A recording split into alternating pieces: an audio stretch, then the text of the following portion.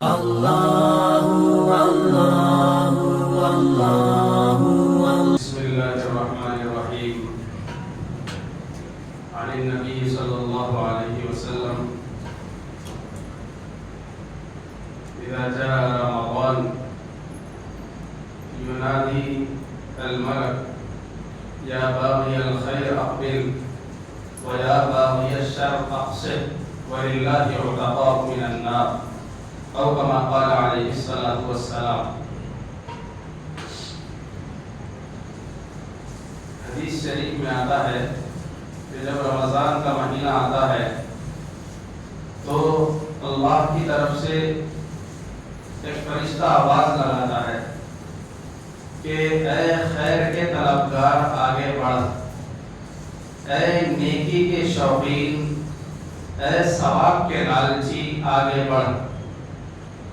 اور اے برائی کے چاہنے والے پیچھے ہٹ۔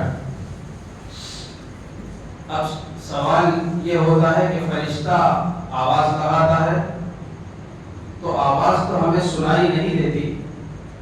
پھر وہ آواز لگانے کا فائدہ کیا ہے؟ علماء فرماتے ہیں کہ آواز لگانے کا فائدہ یہ ہے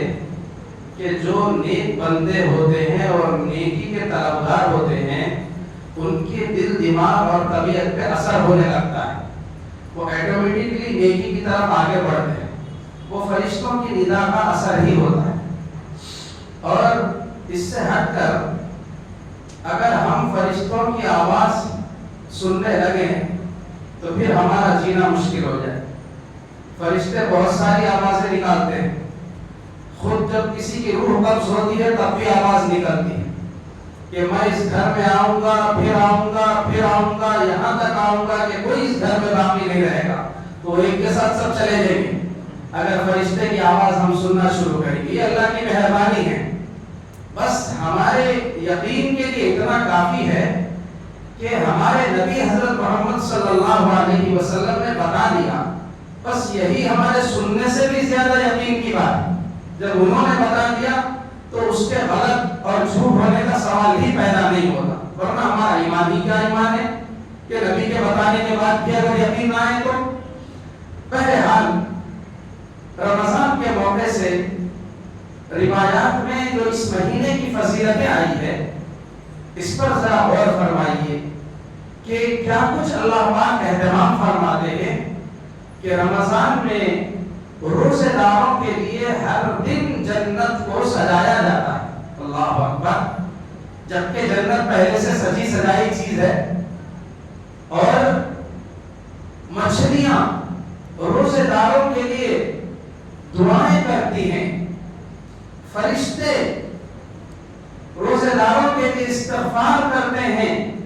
ہر طرف ایک ماحول بنا ہوا ہے۔ اور اللہ تبارک و تعالیٰ کا نیکی دینے کا جو قانون ہے،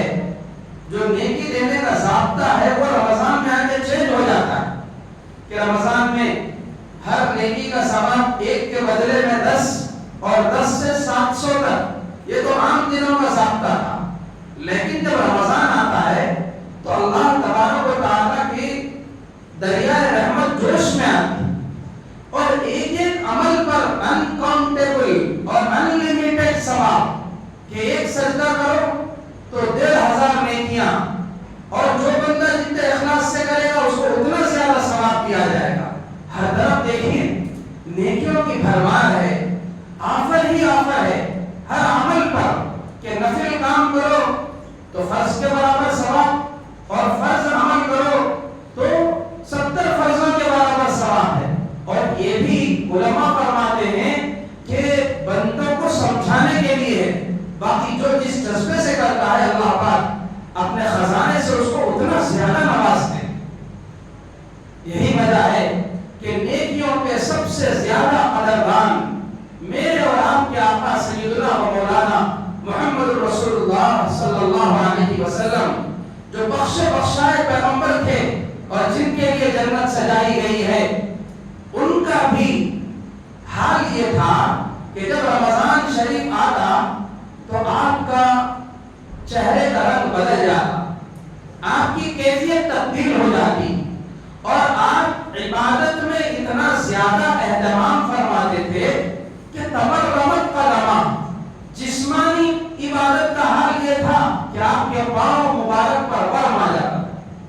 جاتے تھے، عبادت میں اپنے آپ کو اتنا تھکاتے تھے،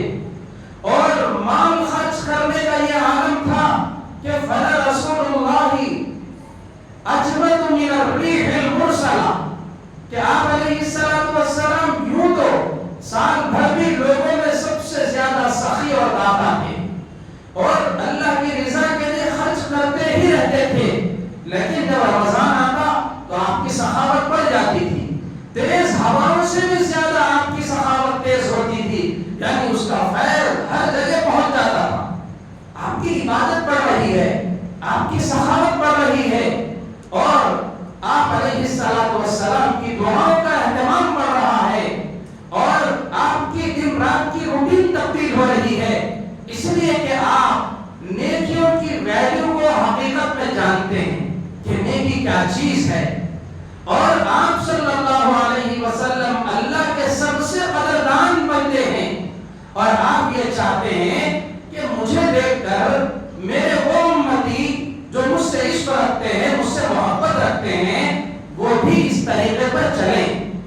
وہ میری ان عادتوں میں ڈھلیں۔ اس لیے آپ صلی اللہ علیہ وسلم نے رمضان میں اپنی عبادتوں کو غیر معمولی بڑھا دیا۔ اس لیے ہم مسلمانوں کو بھی چاہیے کہ رمضان آ جائے